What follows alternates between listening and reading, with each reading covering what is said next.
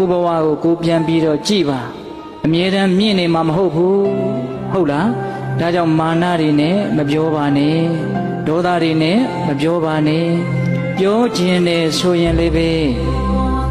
သိတဲ့ကြီးမှန်ကန်၍အကျိုးရှိသောစကားကိုအခါခွင့်ကိုကြည်ပြီးတော့မေတ္တာတရားနဲ့နူးညံ့သိမ်မွေ့စွာပြောပါဟုတ်လားအေးအကောင်းဆုံးကတော့စကားကိုနဲတာအကောင်းဆုံးပဲစကားများလို့ရှိရင်အပြစ်များတယ်ဗျဒီကကြီးဒီမကြီးများစကားတွေအများကြီးပြောရင်အပြစ်များတယ်ဗျမြတ်စွာဘုရားဟောထားတာရှိတယ်လေစကားများခြင်းရဲ့အပြစ်၅မျိုးတဲ့စကားများတဲ့ပုဂ္ဂိုလ်ဟာပူပူသားသားတွေပြောမိပြီးတော့ဥဒ္ဒါဝါဒကံကြီးကိုလွန်ကျူးတတ်တယ်စကားများတဲ့ပုဂ္ဂိုလ်ဟာပြောရင်နဲ့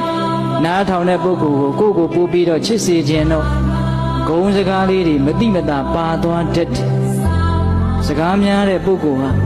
ပြောရင်နဲ့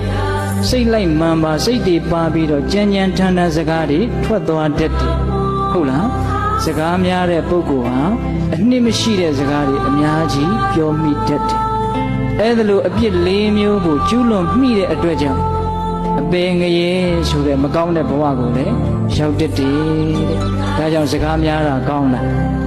မကောင်းဘူး